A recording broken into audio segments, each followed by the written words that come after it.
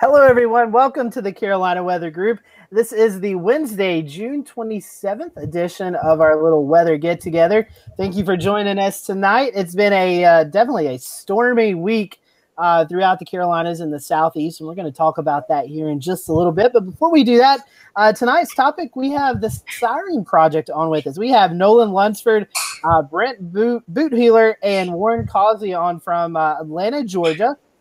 This is a group of guys who is really doing a unique thing. They're storm chasing with drones. And so we're very happy to have those guys on with us tonight.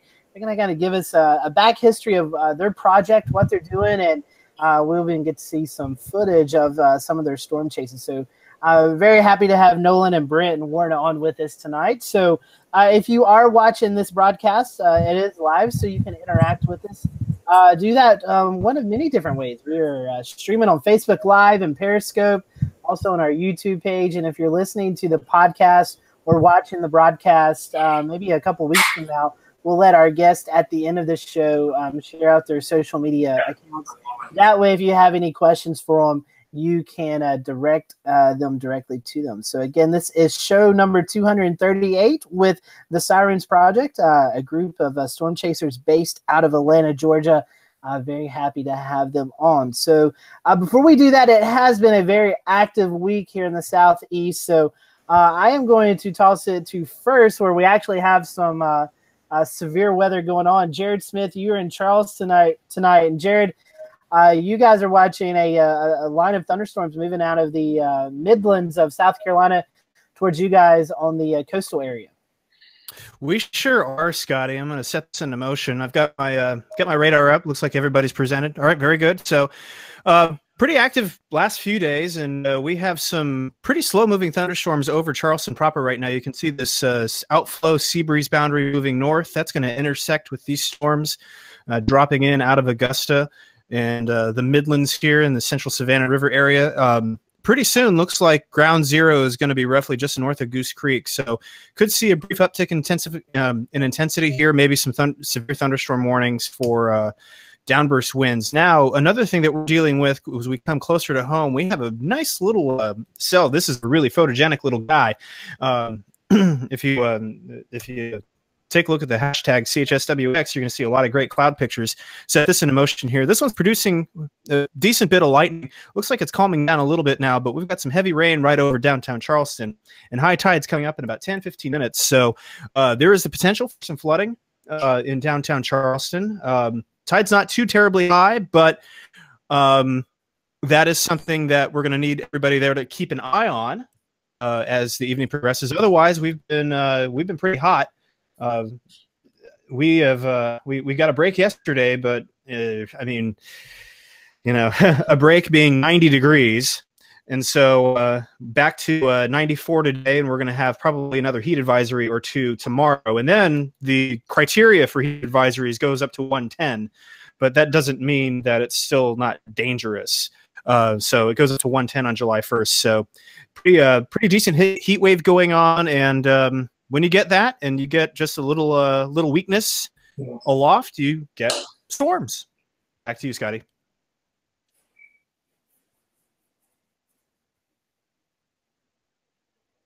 And Scotty's on mute. Scotty, are you new here? I am new, very new. I was reading your little thing here on the side. I was going to say, if you are watching tonight, we do have the radar and severe watches and warnings on our left-hand side of the screen, so you can follow those as you watch the program tonight. And another place, since James was talking, another place that's seen some severe weather is the Charlotte metro area. And so, James, I know you guys had a brush with a few severe storms this week as well. Yeah, that's right, Scotty. We had some hail move through yesterday, about dime-sized here in South Charlotte. Came out of a storm that really kind of came up fairly quickly, and if I don't get to it now, I will have some pictures I can share a little bit later on in the show. But we got several rounds of severe weather, and yet again, our power went out the other day. You may remember me talking about that a couple weeks ago. Well, it happened again. We were out for several hours here and ended up spending the night at my mother's place down the road because they had lights and air conditioning because you know, it starts getting a little muggy. Those thunderstorms cooled things off, Scotty, but it started getting pretty warm pretty quickly once again. Yeah, and it looks like the pattern's starting to change where those storm chances are going to be decreasing throughout the next few days and the heat on the increase. Looks like another heat wave about to build in here to the Carolinas. So let's see. I was looking at Ashley. So Ashley, are you good? Can you give us a report from your area? Yeah, definitely. For some reason, my internet's being slow tonight, so hopefully I don't cut out or anything. But I just want to be super jealous because you guys have been getting storms like for the past week or two. I've got nothing, just sun. And I was going to complain about our heat index. It's in the triple digits, but it's on the low end, 101, 102. But you guys just said 110, so I'm not going to complain about heat index either. So all we've got is sun, sun, sun, and we're looking at 4th of July next week where we might get a shower, which could be a concern for our festivities for the city, but I'll be monitoring. Until then, I guess I'll just keep sweating. Back to you. Ashley, we will happily switch weather with you. You can have these severe storms and all this triple-digit heat indexes that we have here in the Southeast. So thank you for that, Ashley. So here in the Western Carolinas, I can just kind of tell you what James said. We've had numerous days of storms. Each day, portions of the area has been under severe thunderstorm watches and severe thunderstorm warnings. Fascinating enough, we had over 100 damage and wind reports on Monday from a severe line of storms that moved through winds 60, 70, even in some cases 80 miles per hour in some locations. So a lot of tree damage, a lot of power outages. Thankfully, though, we should be clearing out to more of those just isolated storms here in the Western Carolinas as we go towards the weekend. So before we get to our guest, I do want to bring Shay in because Shay, as always, monitors the tropics. And Shay, it looks like it's still quiet out there, but we're in the midst of getting the hurricane season cranked up, so it's something we got to watch. That is right. Scotty, let me present to everyone the screen I'm looking at. Let me know when you can see it. I think it's viewable by now. So this is the 2-day graphical tropical weather outlook from the NHC as of 7:16 p.m. Nothing to be expected in the next 48 hours. Yesterday, we had a little blip off of the North Carolina coast, a little area of low pressure that was had a very low chance of spinning up, but it did look like it could move into a more conducive environment over the next couple of days, but it doesn't look like anything now. And so I think that's going to be the trend along the coast of the United States, especially the southeast region where we have these undulating fronts that sort of drop into the region. They slowly fizzle away, but with high pressures building to the north or any kind of Atlantic high to the north, gives a little top spin to any areas of low pressure that develop. And then with our very warm waters, which I'll show you right now, this is our Datascope product. You can see how warm the waters are over here in the Atlantic. Very cool out here off of the African coast. This is called the main development region. This is equatorial Atlantic basin, where we see a lot of tropical cyclone activity originate, usually a little bit later in the summer. This area will become more active. For right now, it is cooler than normal. It's about 1.5 degrees cooler than normal. In fact, Philip Klotzbach put a tweet about this, about 1.5 degrees Celsius colder than they were at this time last year. So we are now expecting a much less active Atlantic hurricane season, especially with an El Nino watch for the equatorial Pacific. That means we have a little bit less activity over our area. But back over to the coast of the United States, immediately in the Gulf of Mexico, we see how warm these waters are, especially the shelf waters off the Carolina coast. We're at about 85 to 86 degrees of our waters, which the Gulf Stream out here is usually the warmer body, about 85, 86 degrees. We're almost even with that, especially with our heat wave we've had for the last week and a half. The Gulf of Mexico, even warmer than that. I mean, we may be looking at low 90s in the Tampa Bay area as this water is just hot. So all of these areas, something to be watched for these fronts to drop down into the southeast region, maybe down into parts of Florida. And we have to watch these tailwinds of these fronts and any little areas of low pressure that spin up. So homegrown systems is kind of going to be the key phrase here for the next month or so, for at least the foreseeable future in the next few weeks as far as tropical activity goes. But other than that, yeah, Jared nailed it on the head with our heat wave. We're finally getting some breaks with some rain. I tell you what, it was a long stretch there. We had some, I think we topped out what, Jared, was our highest one, about 116 degrees of the heat index. Yeah, it was pretty close to there. We didn't reach excessive heat criteria on Sunday. We were thinking, so there was some concern that there was going to be the first excessive heat warning, which is 115 or higher for 2 hours since 2012 on Sunday. That didn't come to pass. But it did surge briefly to around 114, 115 then, but fortunately not for 2 hours. Right. And just a reminder, as of July 1st, the National Weather Service Charleston and other offices are going to be raising that criteria to 110 degrees for a heat advisory in general. So we won't be seeing that 105-degree heat indice to trigger an advisory. It'll be 5 degrees warmer before they do that, because I think we're having more events. They don't want to keep issuing so many advisories, or maybe they just changing the criteria to a safer sort of advisory to go out. But other than that, Scotty, I think we're good to go on the tropics. Nothing going on. The Eastern Pacific is a little bit active. There's a few systems being watched over there, but no land to be concerned about. No landfall. No landfalling systems or anything other concerns in that area. So back to you, Scotty. All right, Shay, thank you for that report, the Tropics report. So let's bring in our guests tonight. That's called the Sirens Project. We have Nolan and Brent and Warren with us. They are based out of Atlanta, Georgia. And guys, welcome to the show. Happy to have you. Yeah, thank you. We're excited. We're glad to have you. So since you are first-time guests, a lot of our viewers right now probably know this first question I'm going to ask you, but we always ask it to our guests is what really, how did you catch the weather bug? What got you interested in weather and doing what you guys are doing? Well, I know for me, it started at a pretty early age when Hurricane Opal came through the panhandle of Florida, and I was still living in the Kennesaw area.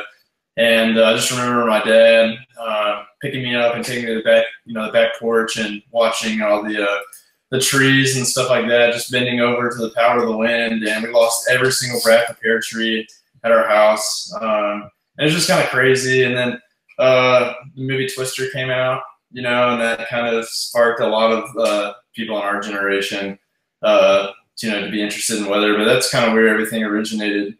For me, it was just, a powerful weather event when I was young, and then, being exposed to the movie Twister at a young age. It's kind of always been into weather, and every time a storm would come by, I'd always go outside and look at it and stuff like that. Just kind of a crazy kid in the neighborhood, ride his bike to the top of the hill to see cumulus clouds.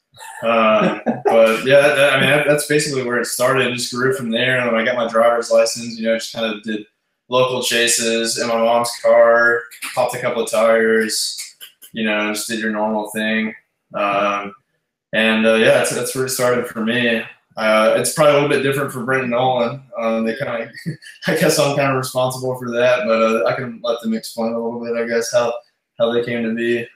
Yeah, so I'm Nolan Lunsford, and we are, I guess not, me and Brent aren't quite into weather as much as Warren, but now we are. I met Brent when second grade, and we got into RC stuff together and always messed with that growing up. It's been a big hobby of ours pretty much all our lives. And then in college, in engineering school, I ran into Warren and met him in one of my classes, and he got to talking about his passion for weather. And I'm not sure who had the idea of trying to deliver a sensor package on, an unmanned aircraft. It's probably Warren, because I don't think I would have thought that was a good idea. But after talking with him, he kind of convinced me, that there's some stable airstreams and stuff that run into the supercells that if we could get into, we would actually have pretty stable flight. And so we've been testing that theory, and I think we have some proof of concept. But yeah, so me and Brent really just in the past few years have started to learn more about what influences weather and more of the science behind weather, where before we were more just the drone guys. So yeah, and I think Nolan covered how I got into weather as well. I've learned more about it going through my private pilot schooling, trying to get my private pilot's license. And so I've definitely had to focus a little bit more about, the science of weather and all that stuff within that school. But really, I started, in with the Sirens Project way before that. So really, Warren is the one that brought us all to even realize that weather was happening around us, really. Whether that's a good thing or not, I guess. Right. I was going to say, there you go, Warren. No pressure there. So talk to us about, I know all of us here on the panel, we're familiar with what you guys do, but talk to our guests and our viewers and listeners right now about what the Sirens Project is and what your goals are for this. Basically, we're trying to understand a little bit more about tornadic supercells. You know, there's the age-old question in tornadic meteorology, I guess you could say, where why does one supercell produce a tornado and another one doesn't? You know, they can be separated by only like 30 miles or so in the same general weather system that's producing you know, the severe weather, but one supercell will go on to produce a violent tornado while one doesn't. Both get warned, you know, but how do we differentiate between why one is producing a tornado and why one's not? And so that's kind of our goal, is to help see into that, those parameters that are responsible for tornadogenesis. And so basically we started out just trying to get UAVs into the inflow jet of the supercell, as Nolan was talking about a little bit earlier. And that proves to be a pretty viable entrance to the area of circulation. All the air is moving pretty much in the same direction. And so as long as we can fight the headwind and get into the inflow, we have a pretty straight shot. And recently, which is kind of a new development for us this past year, we've made contact with a guy named Trevor White. He's located in Boulder, Colorado, works for the Center of Severe Weather Research. And so we're working with him on getting data sets in the inflow region. He's kind of more interested in the data gaps that they have in the inflow region versus the actual tornado itself. And they're responsible, if you're not familiar with the Center of Severe Weather Research, they're the ones that have the Dow trucks, and they get close to tornadoes and sample supercells using Doppler radar. And so that's just kind of our goal, is to help fill in some of those data gaps, those hard to reach areas, in hopes of, you know, better forecasting tornadoes. And so maybe a question I should ask you before that. You guys being based out of Atlanta, going to Kennesaw State, obviously Atlanta's not known for major tornadoes and things like that. What made you catch the tornado bug, and maybe instead of doing tropical weather or something like that you're closer, maybe that affects you closer to where you guys live? For me, not, you know, I want to talk about Hurricane Opal. We also had a EF4, I believe, touchdown here in 98, I think, in the Cobb County area, and that crossed just a couple of miles south on across I-75 from where I lived in Kennesaw. And my dad took me out to see that damage path or across the interstate, you know, several days later. And just I think seeing what the tornado did versus what the hurricane did at a young age, it just seemed a lot more powerful to me and a lot more interesting in my little mind at the time. So that's really, you know, that's really what kind of sparked the tornado bug for me. Well, and a lot of it is, if you're from Georgia, you realize that the terrain is not conducive to really photogenic tornadoes or anything like that, or even like from my perspective, being a pilot, like this is a miserable place to try to fly fixed wing aircraft that are doing, you know, a pretty reasonable speed, because it's all mountains and pine trees, and if you go down anywhere, you're going to be, you know, 60 feet up in a pine tree. So it was like kind of unretrievable data for us. Even if we were to measure something here, we'd probably never, you know, see the drone again. Yeah. So. Right. And so Nolan, you and Brant, you guys were talking about you really didn't have the weather bug until you got involved with this with Warren, but you're more in like to the aviation and the technology and stuff. So talk to us a little bit about how drones, how you know, they haven't really been used in this storm chasing until recently. Talk about how the technology or how drones help you guys do this investigation. So I guess it wasn't until pretty recently that, you know, we had little RC planes with autopilots and GPS tracking, giving us data back over the air. So a lot of people, when they first find this out, they're like, aren't you going to lose the drone? Yeah, that's the plan. So the whole thing is, it's sending back data live as it's flying. So even if we don't find it, we still have the data, but the onboard data, it can record a lot faster than it can send it over a long range wireless signal. So that's better. And then also the video feed is a lot better if you have the onboard card that was recording instead of, a wireless signal once again. So we have almost 10 miles of range for both the data and video links. They're just not as high quality as what's stored on board. So that's like pretty new stuff that, just a few years ago, you wouldn't have been able to do at all. Not on our budget anyway. Especially. So that's like, I don't know. It's pretty exciting. Even just since we started this, things have changed dramatically. I remember we did a Kickstarter and we raised quite a bit of money to buy what was top of the line at the time. And then like 2 years later, it's kind of, there's just way better stuff out there now for even less. And it's like, man, like I can't believe how fast this developed. So we've actually even changed airframes and everything based on how much the technology has advanced. So the little plane right behind Brent's head, it's what, a 4 foot wingspan? It's like 27 inches. Probably not even 3 feet. Yeah. So yeah, that's pretty small. Where before we were flying I guess it was 5 foot. Yeah. So that's a lot smaller. It was 5 foot or 6 foot wingspan, Delta wing, which was great. It's just big and harder to get off the ground. Where that little Strix behind there will just, it's so easy. You can hand launch it, and it fits all the same technology and meets all of our needs, speed wise and stability wise.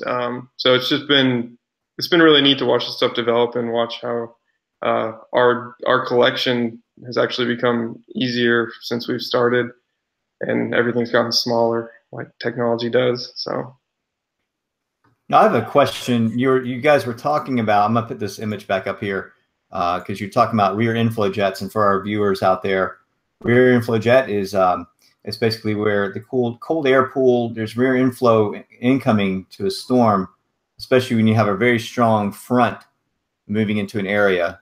Tell us a little bit about what the drone is doing along this rear inflow jet. I mean, I know it's going into the storm, but then what does it do? What are you looking for? Are you looking for certain parameters before you start an ascent or a descent, or how does this work? A Warren question? Well, yeah, basically, so we find the inflow jet really based off of observation and Doppler radar indication to really be able to pinpoint where we're headed. But basically, we're just looking for barometric pressure, relative humidity, and temperature. Also, we're getting into kind of more of, and this is kind of goes along the lines with working with Trevor at CSWR, how the aircraft reacts in the inflow jet. And if we can understand the airframe in a bunch of different type of environments, we can almost use the reverse equations on that to figure out different parameters inside the storm just based on how the aircraft is behaving in the inflow. And so that's one thing that we're going to be working towards next season, is really understanding the aircraft and how it reacts, and just like on a calm day versus how it reacts during a storm. And much like the hurricane hunters do with the C-130s, they're able to gather a lot of data or infer a lot of data just based on how the aircraft is reacting. And so we're going to have to kind of work backwards on some of these parameters to really fill in the gaps, in the data. So in other words, and I just want to kind of get this right, where a lot of storm chasers are following the front of the storms, looking for supercell rotation and tornadic activity, you guys are actually kind of following behind the storm. Is that correct? You're kind of trying to follow where the back end, the rear flow jet, like what you were saying, you're trying to get into the backside of it with your drones, correct? Yeah, we'll pretty much parallel the storm out of the southwest quadrant. So yeah, we typically don't get in the path, but we'll, I guess, trail. Yeah, you can kind of say we trail just behind storm motion, or where the storm actually is, versus standing in the path, and waiting for the bear's cage to appear and all that stuff. We just kind of parallel it from the southwest side in hopes of tapping into that inflow jet. And also, we've looked into some of the research by Lee Orff, who's done some, I don't know if you've seen some of his simulations on these high-resolution simulations for these out of these supercomputers, where they actually give birth to tornadoes out of these, computer-generated supercells. And they've noticed by dropping parcels into different parts of the supercell that there is what's called a streamwise vorticity current, or an SVC, which is a horizontal strip of vorticity that is directly related to tornadogenesis. And so it's not really visible by the naked eye, but there is evidence in the computer simulations that such a thing exists. And that is in the forward flank. And so that's another area of the supercell that we'd like to try to sample and find evidence of this streamwise vorticity current. Well, that would be interesting. You guys could do some sort of like ink jetting, smoke, some smoke simulations out of that. What are these drones rated top speed? What kind of winds can they withstand? If they're retrievable, can you fly them back? I know the batteries are limited, and today's drones are getting stronger. They're able to sort of fly against stronger and stronger winds. I know folks are doing it along the coastline and sea breezes where they're flying it against the sea breeze. But tell us a little bit about the strength and power of the drones that you use versus like what you can get on the market. So we do start with just an off the shelf. It's this one behind me is a Strix Goblin, so this is something that anybody can purchase.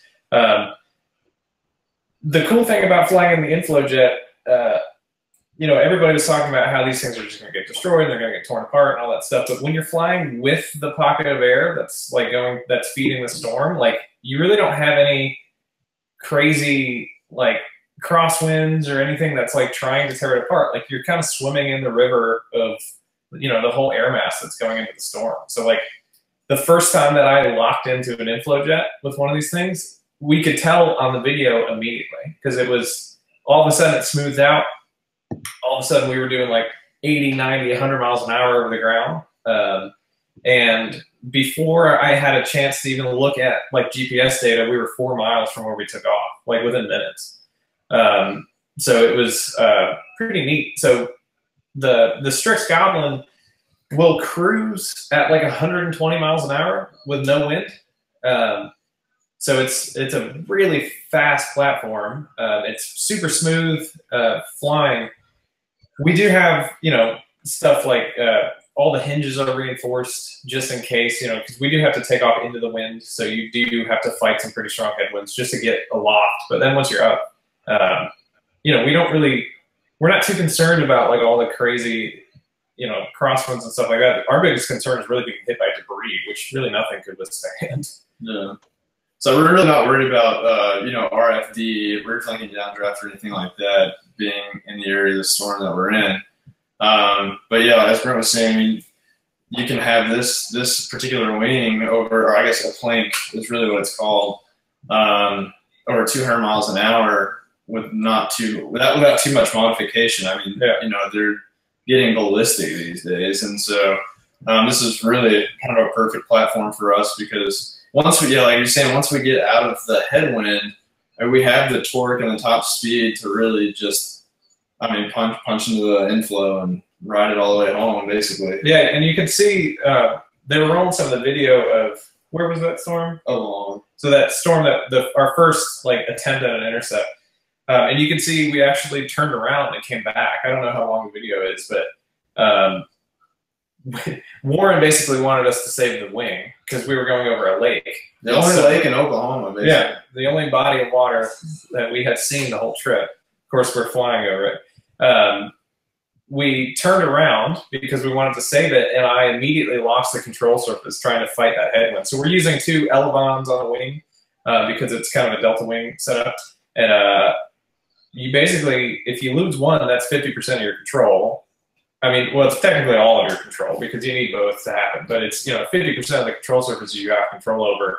We lost the actuator and I had no control. So I kind of just barrel rolled into the ground uncontrollably, which was the problem with fighting a headwind like that. And I don't know what it was. It could have been, 60, 70 miles an hour. Easily, yeah. But we weren't making very much progress coming back, and that's why we crashed, which is why we're hoping, like, this thing with such a little cross-section with such tiny control surfaces versus the torque of the motors that are controlling them. We're hoping that this one will be able to fight headwinds a little bit better, but also we have a lot better telemetry data to where we probably won't ever turn around again. We're probably just going to let the thing do its thing and, try to find it later. Do you guys find that you get any better efficiency flying the rear inflow jet? Like, you feel like you can stretch more out of your fuel, so to speak, versus flying it in any other conditions? Oh, absolutely. Yeah, you can fly pretty much powered off. Because if you're flying a little, like, I don't know, 1 pound RC plane and you're in a 70-mile-an-hour column of air going straight towards a storm, you don't have a whole lot of control.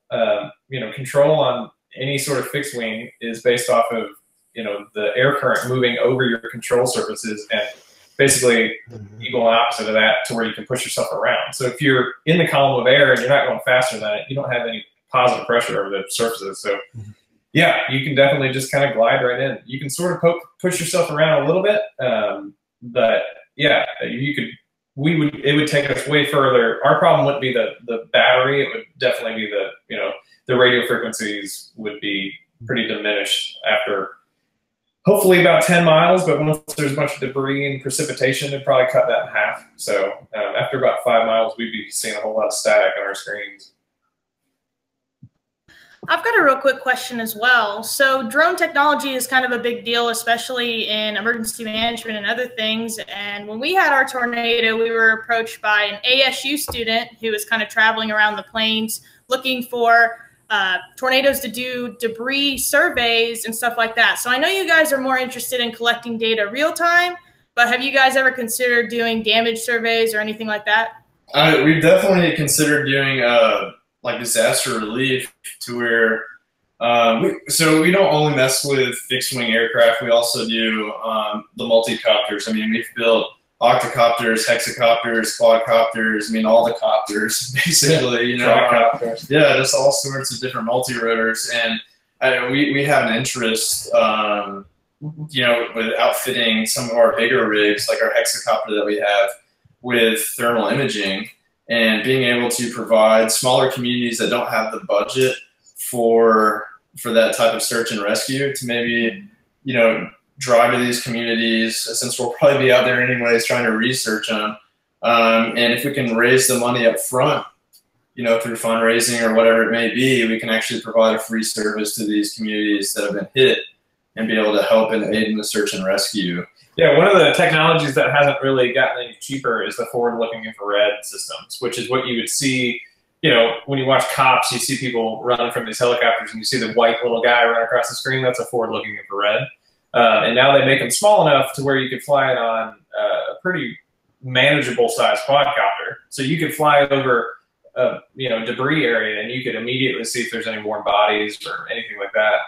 If there's any fire or anything in the buildings that you can't quite see, you'd be able to pick that up really well. But you're talking, maybe $10,000 for a camera the size of a GoPro.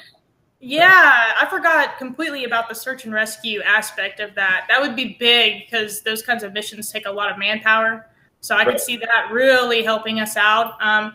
Just looking at the video, I already got it back from ASU, and it was so cool because that damage assessment let us see the path better, and it let us see more damage than we were able to do on foot.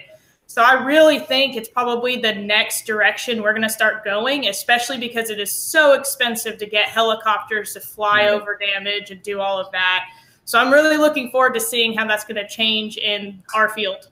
Yeah, absolutely. And to tee off that a little bit more, we had some correspondence with a company through our Kickstarter called Drone Deploy, and they manufacture these little sensor packages and a software suite actually that works directly with the main line of drones, DJI Phantoms, Inspires, or any of the Mavic, the big boys. And basically, what this software suite does is you can scan an area, predetermine a flight path, underground station, and the drone will fly out and follow this flight path, taking 180 pictures or so over a large area. It's like acres and acres and acres, and so it'll use light. The camera sensor receives light back to it, and that's how you get your picture. And so the software can actually determine features, three-dimensional features and distances based off how the light is returned. And so Drone Deploy has figured out how to render 3D models based on a collage of pictures that is taken. So it's a big panorama of the ground, basically, but they've been able to figure out how to make that a 3D model. So I think that's going to be huge, too, as far as damage surveys go and stuff. And you can go over a populated area and kind of scan almost like a 3D scanner, different features of damage and stuff like that. So that might unlock some mysteries. Yeah, and then one last thing to add about that. I guess they had some kind of technology as well that could actually see where the vegetation was damaged. So some kind of version on the camera, which you can scan vegetation. So there's damage you can't see with the eye. That's fascinating. I never heard of that before, but I could see how crazy and helpful that would be. Yeah, they use IR, infrared, and they also use LiDAR, laser imaging to determine, how much vegetation. Farmers use it a lot. That's kind of some of the airframes that we've used before are based on agricultural drones, and they use a lot of that technology to determine crop health. Based on the return of the IR frequencies and the spectrum and stuff like that. So, I think the applications for this is, limitless. But I really do think that it'll really help unlock some of these, parameters that aren't quite 100% understood. So, definitely. Well, guys, we want to give you some time to talk about your website and your project. Some things that that we talked about before the show about you wanting to sort of show people what all you have on your site there. And if you want me to pull it up, I can, or if you want to do try to share your screen to talk about it. Yeah, why don't you pull up? We don't have the website pulled up, but we do have some flight footage and all that we could kind of talk about after we look at this. Okay, so this is the Sirens Project website. Yeah, it might need to be updated on the blogs and stuff like that. We have some stuff we got to update on. But yeah, basically, especially under the featured projects, we're doing some pretty cool stuff. We have a documentary coming out pretty soon, and hopefully it'll turn into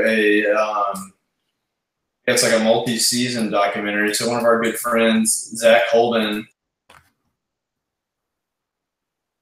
here in Atlanta, called Friendly Human, and he's been helping us out with that a lot.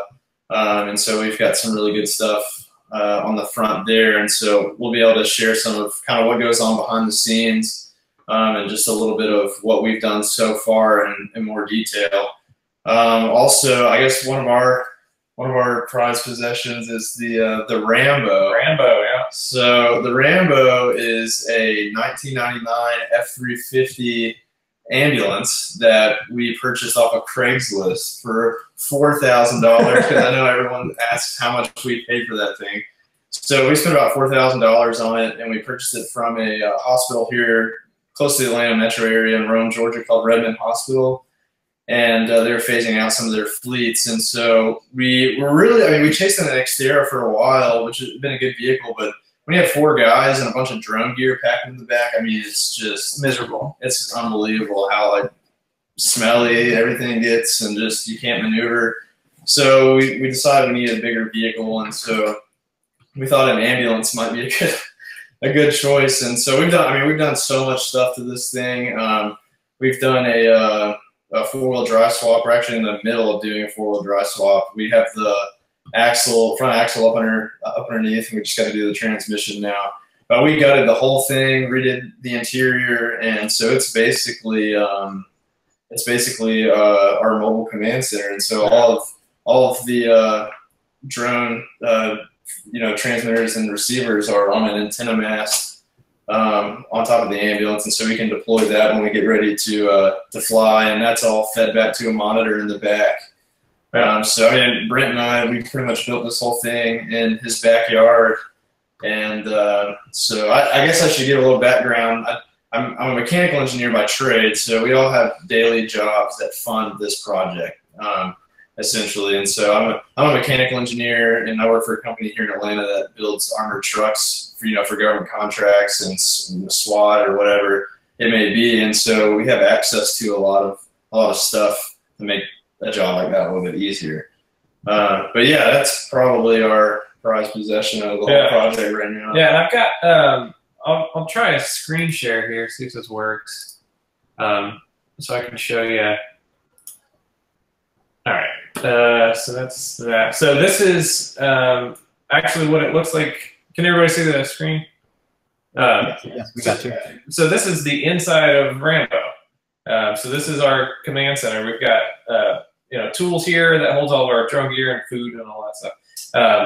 And then this is our little rack of drones. This is just a test day, so this wasn't completely mission ready. But so this is me sitting here, and this is like the command station. So you can see, actually, I don't know if the video's playing, but you can see on the screen it's a little blown out, but that's the live view from the drone. And I know we pushed out to almost 2 miles at one point on this flight. So we're completely, contained in there. We have air conditioning and all that stuff, and we're getting rained on. But we have a drone up in the air, and we're taking good pictures, which is pretty neat. It's definitely a lot more comfortable than it used to be. Yeah. Let's see if I have. So this is the actual footage from that flight. So this is one of our test platforms. Yeah, it's kind of a test platform. But you can see we were kind of just eyeballing all this stuff over here and flying around, and we ended up getting some pretty cool shots of this supercell.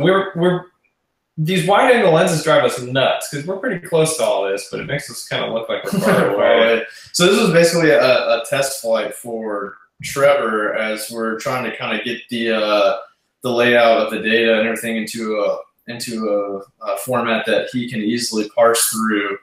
And so we're doing this a couple of times before next season to where we can really nail down the data sets that they're looking for at CSWR. And so yeah, this was kind of one of those days where we just wanted to test all of our systems and actually get some data in the inflow region and just shoot it over to him to see, what we could do differently on our end to make his life a little bit easier next season. But yeah, so that's just a little bit of that. Yeah, and you can see here, here's a storm. We're about to be getting rained on here in a few minutes, and I believe this little dot here is the Rambo.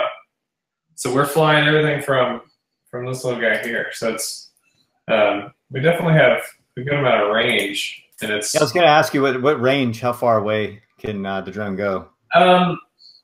So our gear is rated to about 10 miles. Now, practically, I don't know what that looks like. I don't know that it would actually work because precipitation would really soak up a lot of this RF energy and all that. So I don't know how 10 miles actually would play out.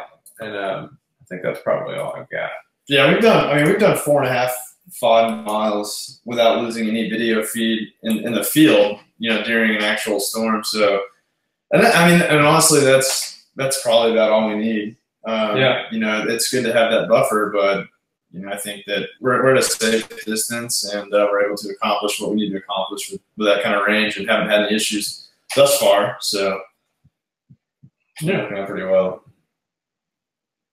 So you guys, you were talking about funding. I know you're doing a lot of fundraising. Talk to us a little bit about how you guys are going about that to fund the project. Yeah, initially we did when this whole idea kind of was born, when Warren came up with this whole plan, they were in college. I had just started a business. We were very poor, to say the least. So, I was actually living with my parents, and you guys were in little apartments or whatever you were doing. Scraping by. So it was an impossible task. I, scrounged up as much radio controlled gear as I could from my dad and just kind of some stuff that I had pieced together over the years. So it, started out in nothing. Yeah, I mean, we started out hand building all these wings. I mean, we would buy foam board from Home Depot, glue them together, and we would, since I was at school at Southern Poly at the time, which is now Kennesaw State, and an engineering program, we had access to, to CAD software, SolidWorks more specifically, and we were able to cut out templates of the airfoil that we were after, and we would literally tape it to the side of the foam. And Brent built this, what is it called, hot knifing? A hot wire. Or hot wire. And so it's just like a transformer and like a guitar string with a power supply. And we were able to cut out all of our, foam wings that way. And so, I mean, we did everything very grassroots, very in our basement kind of thing until we went to Kickstarter. Yeah, so then we had the idea to do Kickstarter, and that was the first inflow of cash that we had to actually buy professional gear. So first thing we did, we bought a bunch of GoPros. We got sort of endorsed and sponsored by a company that was making us basically agricultural delta wings that were traditionally used for scanning fields. And they were pretty great. They were definitely designed to be flown by autopilots and not to be flown by Brent. So they didn't fly great on their own, because the whole thing about storms is we kind of can't fly off of autopilot like most of these drones would be programmed to do, because the storm's a moving target.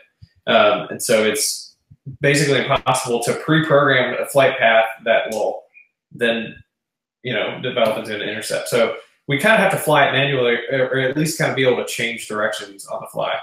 So anyway, so we bought a whole bunch of camera equipment and these drones and spent all $10,000 right away. And it didn't take us nearly as far as we wanted to.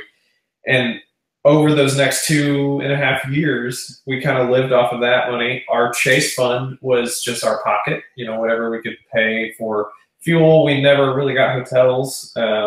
We never stopped driving. So when you can't sleep if you're still in the car. And so we did that for 2 years, and now we're 26 and 27. We all have real jobs, and it's not gotten much better. But we're still scraping by. But now, I mean, it's completely self-funded. We haven't had any endorsements or sponsorships to cover actual costs. We've gotten, some parts for Rambo donated and things like that, which has been great. And the paint was all donated. Yeah. I guess like Brent was talking about the agricultural drones earlier. The company's called Ag Eagle, and they were always super great to us, and very, very thankful for how far they were able to push this project and really get us to where we're at now.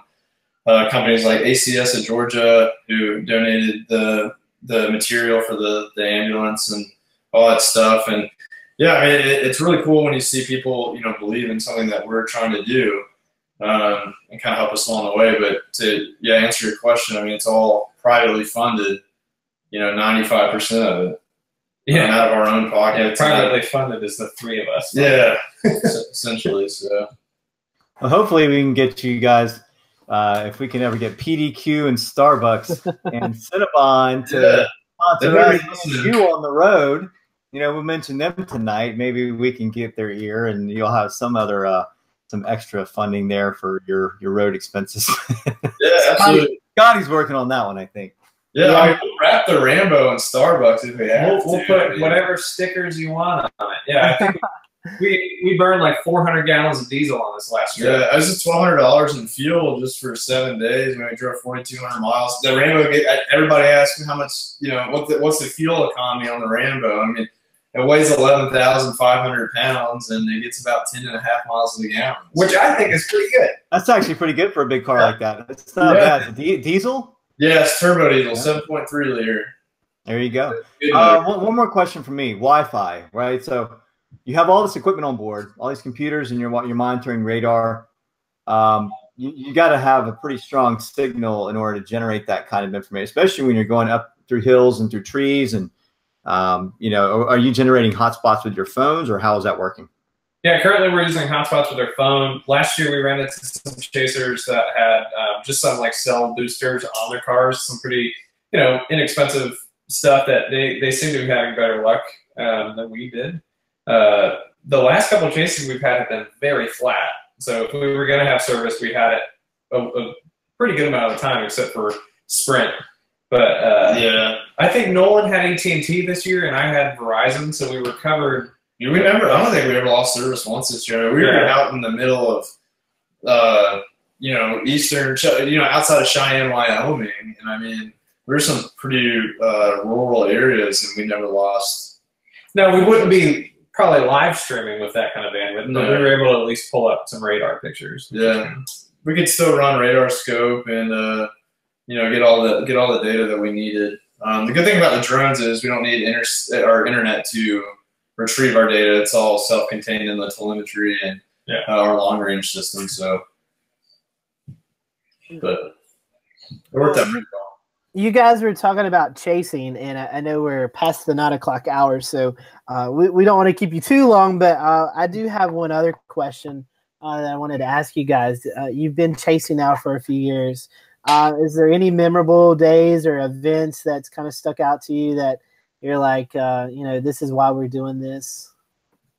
Yeah, I mean, well, I have to go back to, for me personally, I have to go back to May 31st, 2013. And this is kind of before we even, this is what birthed this whole thing. And, it's a pretty well-known tornado event, the El Reno tornado, largest tornado ever recorded.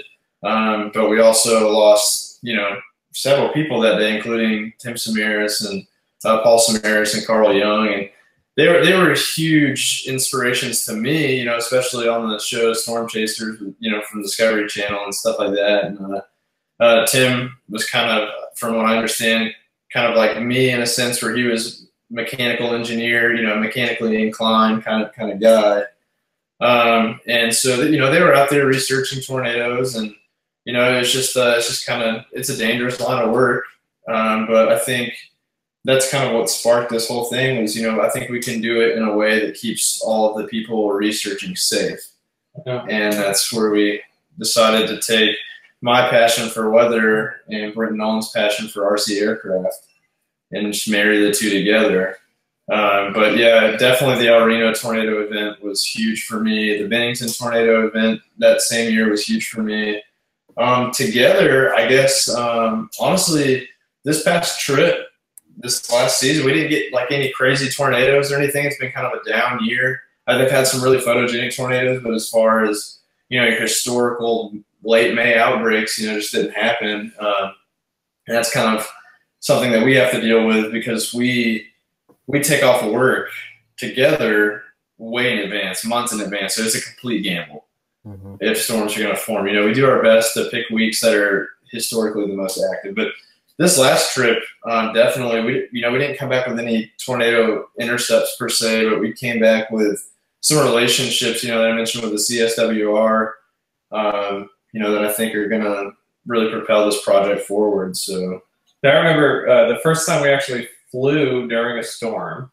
We were in where?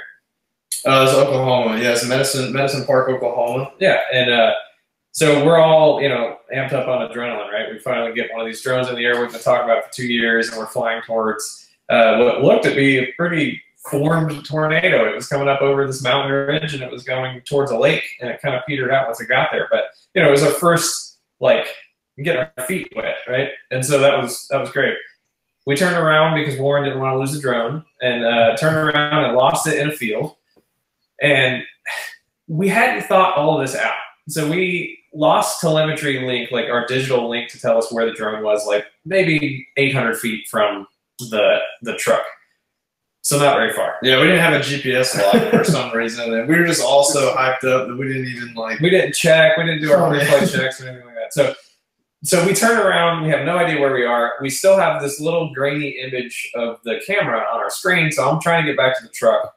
Trying to navigate within 4 miles of just field. There's no landmarks. There's no nothing. So we're trying to get back to the truck from 4 miles away. I have no power, and we ended up putting it in a field. So right before we crashed, Nolan had a good idea to take a camera, just a normal camera that we had in the truck, and film the screen, so the image that I was seeing.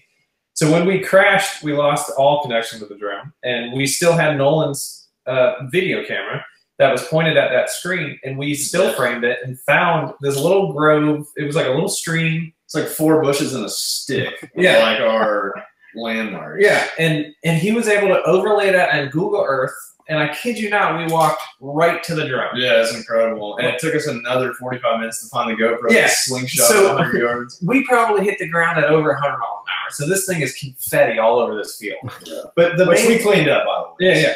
But the main portion of the wing was all intact, and it was bright yellow, which was on purpose.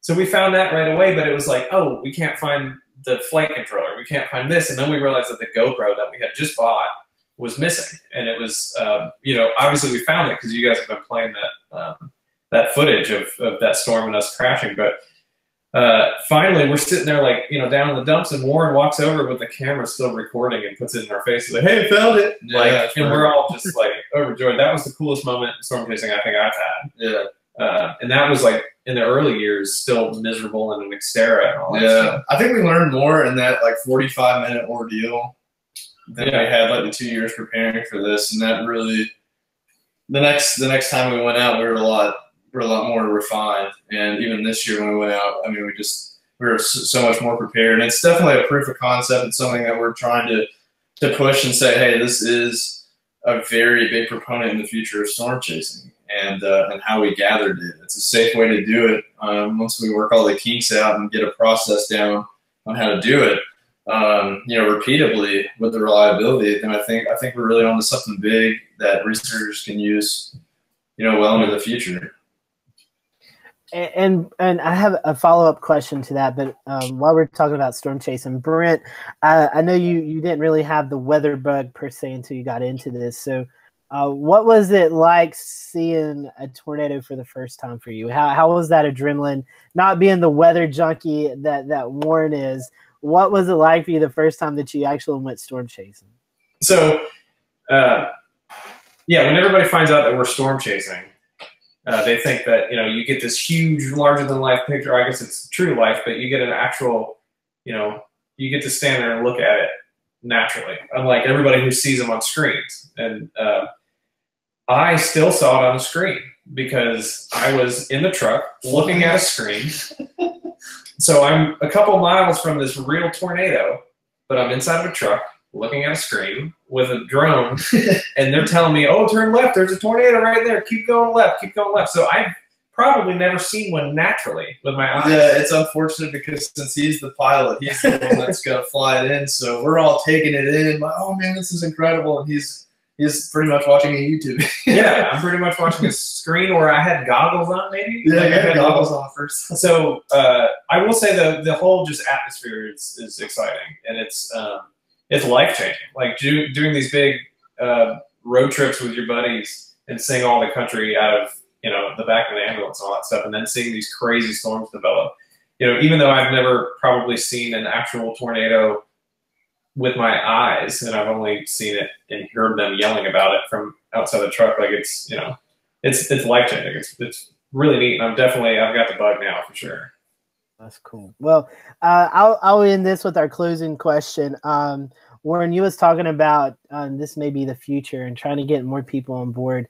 On your website, I know you guys have been featured by a TV station there in Atlanta. I think I saw the Weather Channel has caught on to it. So what has the reception been like from maybe experienced storm chasers, media outlets like the Weather Channel, things like that? What is their take on what you guys are doing? At first, I think it was kind of 50-50. We had some people that were, I guess, I don't know, maybe threatened is not the right word, but just kind of skeptical maybe of, the project and just weren't really supportive. Just it's never going to work kind of thing. And then the other half where, this is awesome. I really think, we're onto something here. And I think this, this might be the future. So it is definitely both. But I think as we've gotten further into it and people have got to know us a little bit more and see the project with their own eyes, we've had storm chasers in the field that have followed us on Twitter and Facebook and stuff like that and Instagram, from a distance. But when they actually see what we've been able to do with the ambulance in person and actually see what we're capable of doing, I think they'd believe a little bit more if they were skeptical at the beginning. But I think for the most part, especially more recent times, I think we've gotten a lot more support, positive support for what we're doing. Yeah, I read somewhere that somebody thought that we were like an overfunded, like joyriders or something, which is like we are the most underfunded storm chasers. Yeah, we're pretty like very grassroots. Yeah, but yeah, I mean, I think it was definitely 50-50 to begin with, but I think now we're getting a little bit more positive support out of it. So, which is good. I think we all need to collaborate in the future. I mean, I think it's something that if we distance ourselves from each other or think one idea is not good and or better than somebody else's idea, or just not open to the possibility of what could be achieved, I think we only hurt ourselves. And so, as far as going further in the future of understanding how tornadoes form, I definitely think we need to be open to more creative ideas, and that goes for us too. I mean, we don't have everything figured out, obviously. So I mean, it's a learning process. All right, you guys. Ashley, Jared, Shay, James, you guys have any questions before we wrap up? All right, guys. Well, we really appreciate. Been a fascinating show. A lot of great information. We'll definitely put your websites up and some of your YouTube videos for our audience to see. But for those who are watching or maybe watching later on or listening to the podcast, how can our followers follow you? I mean, where's the best way to get updates from you guys and to keep tabs on what you're doing? So, our website, www.thesirensproject.com, which we had up earlier. We're most active on Instagram and Twitter, though, and our handle is just @Sirens Project. So those would be the most or the easiest way to kind of engage with us. We love engaging with people too. I mean, like send us a message, like rude comments, remarks, positive feedback, whatever. It doesn't matter. We negative feedback. Yeah, negative feedback. We all we just like to engage with other people who are interested in the same thing we are. So yeah, I mean that's the best way to get in contact with us. Yeah. Awesome. Well, we will definitely keep tabs on you, and we'll see how things turn out next chase season, and maybe we can have you back on and kind of talk about what you guys experienced. Yeah, that'd be awesome. We really enjoy that. Yeah, we really appreciate it. Yes, no problem. Thanks, guys. Next week, we are taking the week off for the 4th of July. In fact, this time next week, we're probably shooting fireworks off. So no Carolina Weather Group next week, but we'll join you back on July 11th at 8:15 p.m. Eastern time. We're going to be having Dr. Roger Edwards on from the Storm Prediction Center talking about tropical tornadoes. So as we enter the tropics and here in the Southeast and throughout the Gulf Coast, always when tropical systems come ashore, we always have to face that tornado threat. And so we're going to be talking to Mr. Edwards about that from the Storm Prediction Center. So until then, we hope you have a great rest of the week. We hope you stay cool out there and have a good and safe 4th of July. And we'll see you back here on July the 11th at 8:15 for the next show of the Carolina Weather Group. Warren, thank you. Brent, thank you for joining us. We've enjoyed the show, and go follow these guys on social media and check out what they're doing. So until next time, have a great weekend, and we'll see you back here on the Carolina Weather Group.